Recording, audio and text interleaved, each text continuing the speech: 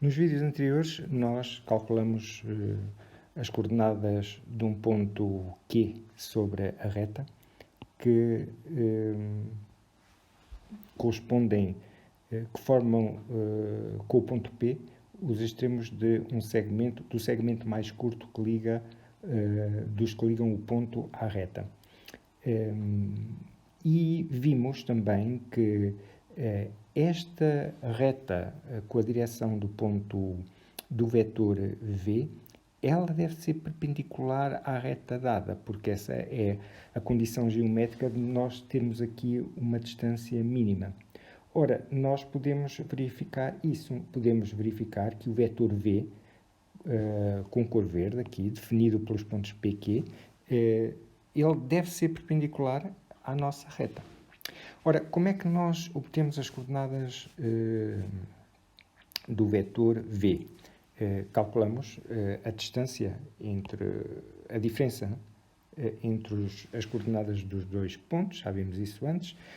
Aconselho-te a parares o vídeo e a verificares que a diferença das coordenadas dos dois pontos dá esta, e portanto este ponto, juntamente com a origem, dá-nos as coordenadas do vetor V, ou dá-nos a direção do vetor V.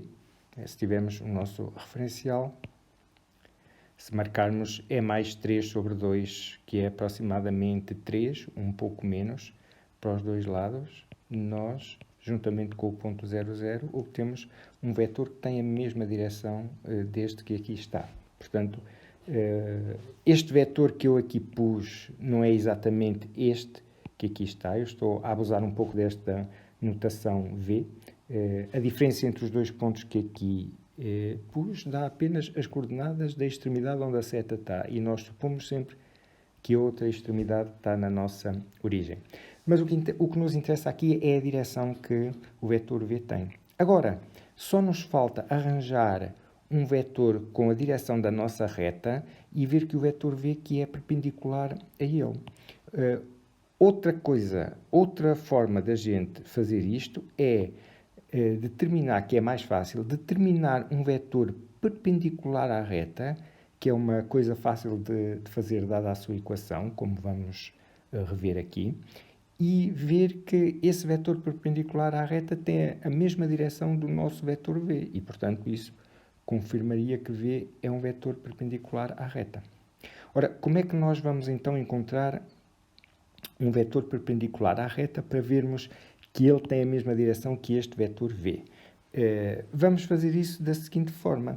Dada a equação geral de uma reta, que tem esta forma que aqui está, nós sabemos que o vetor de coordenadas AB é perpendicular à reta. As coordenadas AB são os coeficientes, respectivamente, de x e de y. Ora, no caso da nossa reta, o que é que a gente tem?